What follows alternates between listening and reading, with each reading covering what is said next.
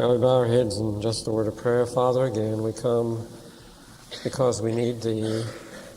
I pray if You'll give me a new anointing from heaven and give us divine illumination upon the Word. Speak to our hearts once again, we pray in Jesus' name. Amen. Several weeks ago, I spoke to you about the Ark of God being in that little box and how it was taken to the Philistine country, and Dagon fell before it, and I want us to go back into 1 Samuel and take a little better look at this tonight, trusting that God will some way speak to our hearts. In the 1 Samuel, the 6th chapter, first verse of the 6th chapter, it says, "And the ark of the Lord was in the country of the Philistines 7 months." Now, before I go any farther, perhaps it might be well to just give you a little review for those of you who know the story and for any who don't know it. This particular time, Israel was without a leader. Well, they had a leader somewhat. Eli, an old man, was in charge. But Samson had died, and now they really had no particular strong leader. And it seemed to be a good time for the Philistines to attack Israel, and so they did, and defeated Israel. And Israel was a little alarmed. And they said, "What shall we do?" And somebody suggested, "Well, let's get the Ark of God and bring it down here, and we'll win." And so they got the 2 sons of Eli, the priests, and they carried the ark down in the midst of that camp of Israel, and I tell you, they had a time. They started shouting, and so much so that the Philistines heard them and wondered what it was all about, and Israel was sure they were going to win just because they had the ark there. They thought, now He's got to defend himself and come across and defeat the Philistines. And they were shouting and having a great time, but God wasn't in their midst. You know, it's possible to have a great shouting time even in a church and God not be in the midst. I remember some years ago I was in a revival meeting where I was uneasy with it, although there was lots of shouting and praising God, and I tell you, they were having a time, but I was uneasy. And they were telling me what great services that God had been giving them, so much so that I think right before I got there, they had I think, several services in which there had been no preaching at all, but the people had been praising God and witnessing and testifying, and yet I was uneasy with the whole thing. And I was so uneasy, I called Brother Thomas Harmon, and he called another preacher of the revival for our day, and they prayed together, and they said, God hasn't been in that place in the last year. And they thought God was there. They thought God was in the place, so much so that there was no preaching. And they were telling me it was so marvelous that the preacher hasn't had a chance to preach. And yet God, and so here they thought, well, because God was there, they were having a great time, but God wasn't with them at all. He was all right, but He wasn't there. So it's important that God be in our midst, but it's important that we're obeying God along with it. So anyhow, they brought the ark down, and they thought the thing that happened, they thought couldn't happen, and that is the Israelites, the Philistines, they said, woe is us, what are we going to do? We've never faced anything like this before, so we better quit ourselves, be like men, be strong, and let's do the best we can, and maybe we'll win. And they went out and they won, and they captured the Ark of God. They captured it, took it down into the Philistine country, and I tell you, they were having a time. They thought, well, we've captured the God of Israel. Think of that. Well, you don't capture Him. And so that's when Eli, when he got the news, he fell backward and died. His daughter-in-law gave birth to a child and called him Ichabod, and they were in a sad state. Well, you see, Israel thought that God had to come across. I want to tell you something. You can't back God in a corner. See, they thought they had God to where he had to come across, but we can never back God in the corner. He's big enough to let everything fail. He is big enough to let this church fail. He doesn't have to come across and make anything that we're doing here succeed. He's big enough.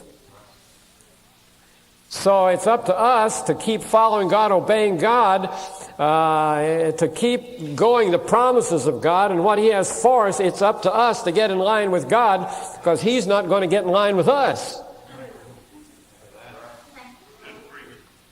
So they captured the ark of God, and God doesn't need any defense. You see, when that ark of God was down there, they took him into Dagon's temple and put him before Dagon. And the next morning, as you remember, those of you that know this story, Dagon was on his face in front of the ark. They set him back up again. The next morning, he was down with his head off and hands off. And then God afflicted the people with the New International Version, I think, has it right, with tumors. Mice, rats began to come across the country, and scholars tell us they think it was probably the bubonic plague that was afflicting them, and the people were being afflicted with these tumors. And finally they got together. They said, look, wait a minute, what are we going to do? They found out that the God of Israel was still God down there as well as in Israel. So they said, what are we going to do? And so they called the priests and the diviners. I want to start reading here with the second verse. And the Philistines called for the priests and the diviners, saying, what shall we do to the ark of the Lord? Tell us, wherewith shall we send it to his place? And they said, if you send the ark of God of Israel, send it not empty, but in any wise return him a trespass offering, and then ye shall be healed, and it shall be known to you why his hand is not removed from you. And then said they, what shall be the trespass offering? They were asking the diviners, the priests, which we shall return to him. And they answered, 5 golden emerods, or the New International Version has it right, I think, tumors. And they were golden images of the tumors they had, and 5 golden mice or rats, according to the number of the lords. Have one for each one.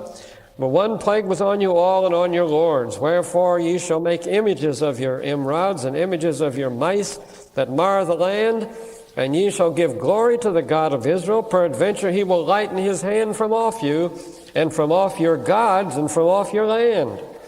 Wherefore then do ye harden your hearts, as the Egyptians and Pharaoh hardened their hearts, when he had wrought wonderfully among them? Did they not let the people go, and they departed? Now therefore make a new cart, and take 2 milk kine, or 2 cows, the New International Version has it, which is really right, 2 cows, on which there's never come a yoke, and tie the kine to the cart, and bring their calves home from them. Take the ark of the Lord, and lay it upon the cart, and put the jewels of gold, which you return him for a trespass offering, in a coffer by the side thereof, and send it away, that it may go, and see if it goeth up by the way of his own coast to Bethshemesh. Then if he hath done this great, and then if he does, then he hath done this great evil. But if not, then you shall know that it is not the hand that smote, his hand that smote us. It was a chance that happened to us. And the men did so, and took 2 milk kine, or the cows, and tied them to the cart, shut up their calves at home, and they laid the ark of the Lord upon the cart, and the coffer with the mice of gold and the images of their emerods. And the kine took the straight way to the way of Bethshemesh, and went along the highway, lowing as they went, and turned not aside to the right hand, nor to the left. And the lords of the Philistines went after them unto the border of Bethshemesh. And they of Bethshemesh were reaping their wheat harvest in the valley. And they lifted up their eyes and saw the ark, and rejoiced to see it. And the cart came into the field of Joshua, a Beth-Shemite, and stood there where there was a great stone. And they clave the wood in the cart, and offered the kine and burnt offering unto the Lord. I'll not read the rest of that. The lords of the Philistines turned back. They brought the ark in, and you remember the children of Israel, some of them at Bethshemesh, looked into the ark and died. May the Lord add his blessing to the reading of his precious word. Tonight, if I entitled my sermon anything, and I'm not usually in the habit of titling my sermon, but if I were to title this, I'd say a sermon from the priests, the Philistines' priests, there are some lessons from heathen priests and from some cows. Here, I want you to notice now, we're going to listen to the Philistine priests preach, the heathen priests. They're heathen men, because they were the men brought the heathen priests in. They said, what do we do? Well, I want you to notice what they said to do. The first thing they acknowledged was, they said, we've sinned. These are heathen people. They said, we have sinned against the God of Israel, and if you send this cart back, you better send a trespass offering, a sin offering with it, to let them know, the God of Israel, that you have sinned against him, and you better not send it back empty. You better send a trespass offering. As you come before him, you better bring an offering, a sin offering to him. That's marvelous. These heathen priests knew that. And they said, you better honor God. And they said, don't harden your hearts. Well, there's the three mighty good things that the heathen priests are telling these heathen people. They said, the God of Israel. Now, they said, you better send him a sin offering. Now, I think that's wonderful. There are so many people that they don't think they need an offering to come to God. I want to tell you, every sinner that ever comes to God, there's only one offering that can be brought, the offering at Calvary, which was Jesus Christ. And if you don't have him, you'll never get forgiveness of your sins. God has provided a sin offering for every sinner on the face of the earth, and if you come, you better come with that sin offering, or you'll not find help from God. So they had to bring a sin offering, and they were to make images of gold for their sin offering, and he said, and give glory to the God of Israel, and don't harden your hearts. These heathen priests are preaching now. These are prophets of the heathen religion. And they said, make a new cart. I like that. Make a new cart. Don't you get an old cart. Don't anybody bring an old cart and think you're going to put that ark on it and take some old cows and lead them up to the border of Israel and turn them loose. You better make a new cart and come before this God. They had great respect for the God of Israel. They said, you better make it the best. And then they said, take 2 milk cows that have never come under yoke. I marvel at that. Now, under normal circumstances, if you want that ark to get back to Israel, you'd take some cows that had been trained and hitch them up. These cows had never been in a yoke before. These cows had never been in a yoke. They said, get 2 that have never been in a yoke and hook them up together. They had never been together, and they had never been under a yoke. And he said, you tie them up, and then you take these cows that have just had calves, and you take the calves and tie them up at home, and then you turn those cows loose. And they said, look at this, these are heathen preaching. They said, if God's in it, it'll work. A lot of Christian people don't know that. They don't know that if God's in it, they've got to think it out, and there's got to be good reason for it to work, or they won't try it. I want to tell you, this wouldn't work if God wasn't in it, and the heathen priests knew it. They said, if God's in it, it'll work. Isn't that wonderful? And God witnesses for so many things we do, and the first thing you know, well, can we do it, and is this possible, and how about this, and how about the heathen priest said, if God's in it, it'll work. They're preaching to us. Heathen priests are preaching to us now. And we're Christians. We're supposed to know that if God's in it, it'll work. And they knew that. They said to these Philistines, these heathen people, they said, if God's in this thing, those cows are going to rise straight for Israel. And if they don't go, then they said, God's not in it. Wouldn't that be wonderful? All we need to know is whether God's in it. When God says a trip to Israel, what doesn't make a difference? A thing of the word. If God's in it, that's enough for us. That's all there is to it. That's all we need to know. That's all these heathen priests, they said, if God's in it, it'll work. And I marvel how that sometimes some of these dear people get over in there in Israel and that, and they know when God speaks through Brother Helm, they know to work. Remember that time there was a great snow there in Israel, in Jerusalem. And they snowed so bad, they said, Brother Helm said, let's go. And the driver said, we can't get out of here. And I think Tina and wasn't it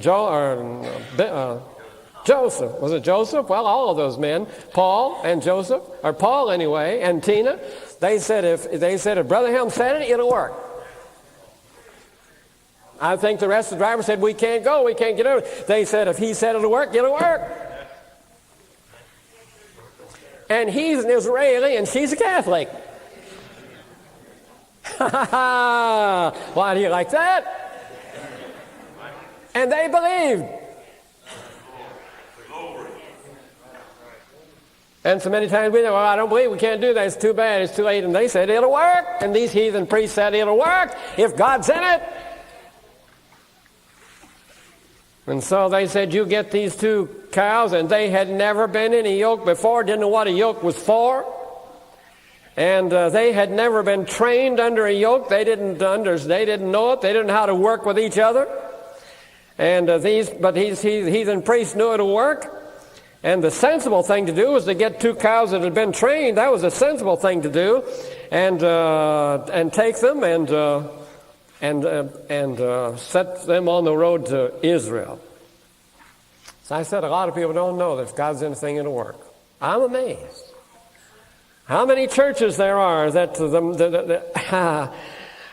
are looking for pastors, and it's amazing the long list of things they want in that pastor. They want him to have so much education. They want him to be a fellow that can work with the young people. They want him to be able to work out in the business world. They want him to be a good social mixer with people. They want him to have a good personality. They want him to, it's like one whitey said, I like that man. He holds his book just right. And they want him to have a family, but not too many. They don't want too many, you know. Pastors been turned down because they've had too many children. And they don't know, but I marvel. They don't know what these heathen priests knew, that if God was in it, it'll work. Thank God, pleading the blood. That's one thing I appreciate Brother Helm. He knows if God's in it, it'll work. That's the way it was with Jim Moore when he went to St. Louis to try out down there. He didn't fit any qualifications, nothing. Didn't fit anything, and he himself didn't. When he got down, he said, don't think I'm the man you want. I believe that's the way he said it. And they asked Brother Helm, they said, can he preach? And Brother Helm said, yes. And he said, have you heard him? No, I haven't heard him, but I know he can preach because God's called him. That's all he needed to know. So he said, yes, he can preach. And the same thing is true of Ronnie Hogue, Brother Everett's son, who went down here to Pearisburg. And what I remember, if I remember correctly, that I think Ronnie, in giving his own testimony, said that he didn't fit any of the qualifications to be pastor of Pearisburg but one, and that was somebody on the board. The board said, if this man is called of God, he won't have any furniture. And Ronald said, I fit that. That's the only thing I fit. They said, we got a parsonage and furniture in it, and if this man is of God, he won't have any furniture. And Ronnie said, I fit that, and that's the only thing I fit. He hadn't been to seminary. He hadn't been preaching. He'd been working in the factory up at Anderson, I think, and he was scared on top of it. And on his way down, I believe he stopped to see Oliver and see if Oliver couldn't kind of help him, give him some sermon material or something that he could preach. When he got there, he didn't even have a sermon. But God was in it. If God was in it, it'll work. That's right. Look how long he's been there. How long has he been there now? About 15 years. You ought to listen to him. If you haven't heard him, you ought to listen to him sometime. Tell the marvelous things that God's been doing with him and through him. And, and this dear brother, God's using him mightily over here in Pearisburg. If God's in it, it'll work. But a lot of churches don't know that. And these heathen priests, these are heathen preachers preaching now to Christians. They ought to be preached to every church across the country, and with this one sermon alone, if God's in it, it'll work. That's all we need to know. Whatever God directs us in following Brother Helm, and whatever God directs, if God's in it, it'll work. I don't care what it looks like. And these heathen priests knew that. So God is a great God. Earthly wisdom would have said these two oxen, it doesn't make sense to do that. But the heathen priests knew that it would. And I tell you, and above all, don't get 2 cows that have calves at home. Above all things, don't do that. How in the world are you going to ever break away a cow from a calf? But these priests said if God's in it, they will. These priests said if God's in it, they'll obey God. Doesn't make any difference what their calves are calling for them at home. You take these calves, take them home and tie them up at home, and if God's in this thing, they'll leave those calves there. If God's in it, they'll leave them. If God's in it. That's what they were saying all the time. If God's in it, they'll do it. These cows will obey God. If God's in it, they'll obey. Wouldn't that be wonderful if we could obey God like a couple of cows? Two cows that would obey God, go contrary to nature. You couldn't get a cow to leave a calf for anything. But I'll tell you, if God was in it, they would. Oh, wouldn't it be wonderful? It says these cows, when they turned these cows loose, it says they went right straight toward Israel, toward Beth-Shemesh, and it said they didn't get off the road. Brother, they passed all the green pastures and everything. They wouldn't turn to eat a bite of grass. They started and wouldn't stop till they got straight to Israel, right straight down the road. And it says they went lowing as they went. I'm not sure exactly what a cow does when he lows, or she lows, but I'll tell you, I have no idea. They're bawling for their calves. But they went. You know what that tells me?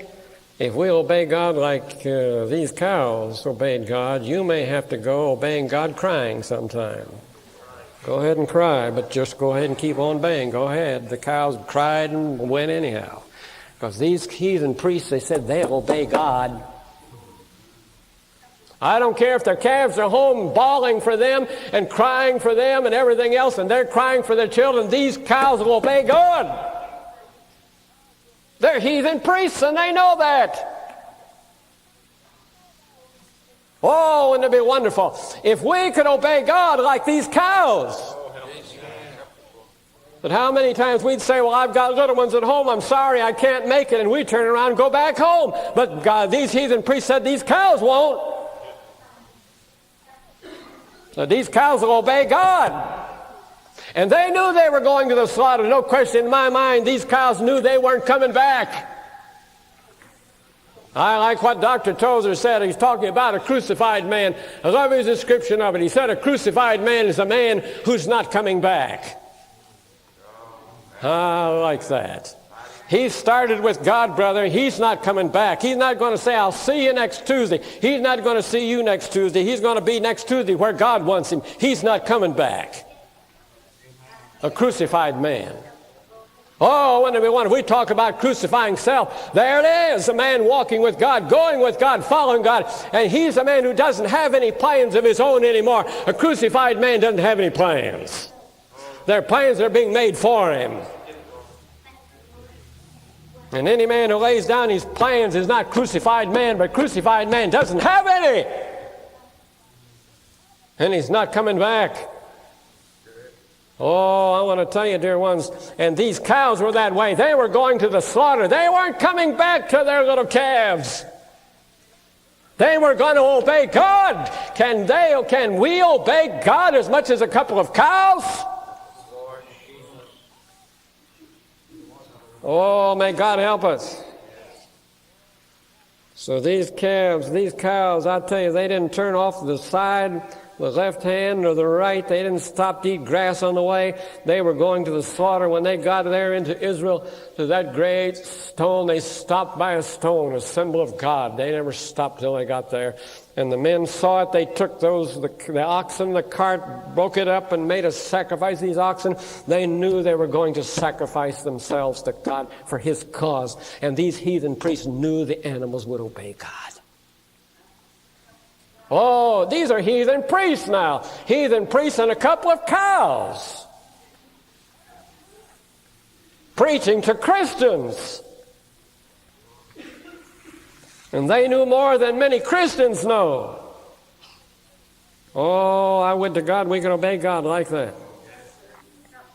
So they said if God's at work, I'm glad Elijah knew that. He knew that this great man of God, I don't know where Elijah came from.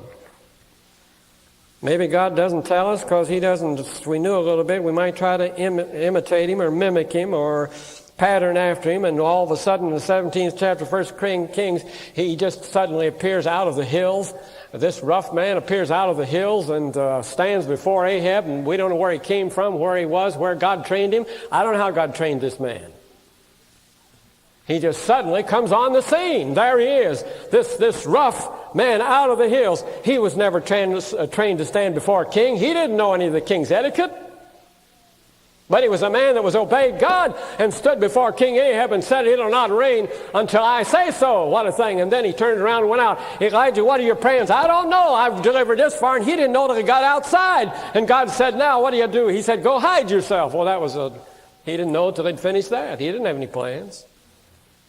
God had a man that could deliver a message like that and not know what the next step was until he delivered. He might have had thoughts in mind of starting on a whirlwind campaign through Israel and preaching sermons and bringing them a great revival. After he'd gone in before the king, God was going to stop the rain. He'd now start preaching through Israel, and God said, "Go hide yourself of all things." But he had a man like these cows that would obey God, and he went and hid himself for 1 solid year or over. You think it was pleasant to be out there for 1 year and not see anybody? What did this man go through and live out by a brook and have the ravens have to feed him? This man, what was he doing? God had found a man that would obey him like these cows. He didn't know what the next step was, and brother, he stayed there and didn't move till God gave him the next step. He watched the brook dry up, and it dried down to a trickle and dried up, and he wouldn't move out of there because he was obeying God until God said, "Now get out of here." And he got out and went to, where do I go now? Down to a widow that's starving, and I'll have her feed you, of all the things. But God found a man who knew that it would work. If God said it would do it, he knew it would work. And Elijah went down to that widow that was starving to death, and he knew it would work. That's why he could tell her, "You make me a little cake first." And he said, "We'll have enough to live on." He knew it would work. If you obey God, he said this was, if you obey God, it'll work. Are you in a tight spot tonight? If you obey God, it'll work. Don't you look at the circumstances and say, "Well, look, I'm in awful circumstances." Don't you look at those. You look at God and obey God, and it'll work. What a God we're serving. Glory, hallelujah. I tell you, we're serving a good God. If we could get through our heads what these heathen priests knew, and these cows obeyed God, I want to tell you, we'd have us a time obeying God. It'd be absolutely wonderful what God could do. Oh, if God would say, "I can trust that congregation. They know it'll work if I'm in it." Wouldn't it be wonderful if God can say that? I trust He can. So they said it'll work. Elijah knew it would work. If he went down to that widow, he didn't have any hesitation at all, because God told him, he said, "I got a widow down there I've commanded to take care of her." He knew what he was going through. The widow, I don't know if she knew, but he said that God said, "I've commanded one." So this man was the kind of a man God was looking for, could stand in the presence of kings, and to go hide himself. As I said, Elijah didn't know until he did the next step. Wow, that's a terrible thing. "Man, what are your plans?" "I don't know."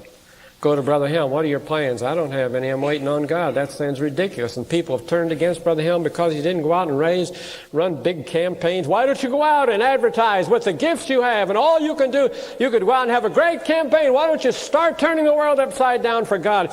He hasn't had the witness yet. He's necessary. He's hiding himself by a brook and letting Israel be without a revival.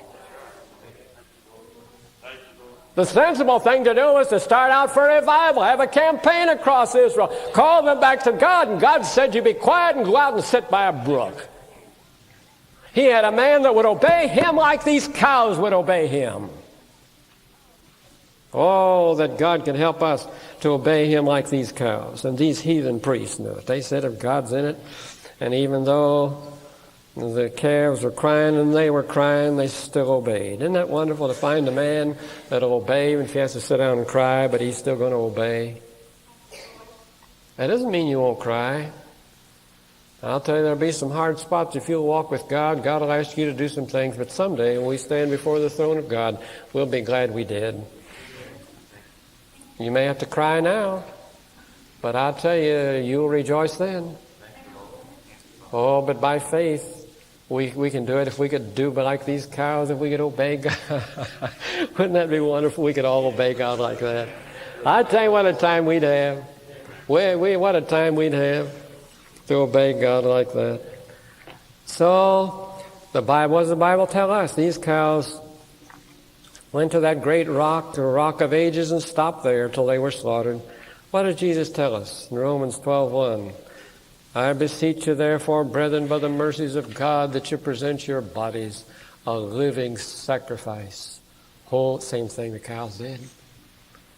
Your body that we think so much of, a living sacrifice. I, by the mercies of God, present your body a living sacrifice unto God, holy, acceptable unto God, which is your reasonable service. Think of that. This body of ours. So God asks us to do the same thing. Well, I want you to notice another thing I marvel at. And these heathen men, they had a great reverence for God. They made these golden images of the tumors and the mice, and they says they put it beside the ark of God. They wouldn't look inside. They wouldn't do anything. They put it on a new cart in great reverence. They put them beside. The children of Israel didn't even know that. When that ark got to Beth-Shemesh into Israel, it says the men of Beth-Shemesh, what did they do? They ignored all that, went right there and opened the ark and looked into it. And I think the International Version says, wasn't it 70 men died? They didn't have the reverence that the heathen had.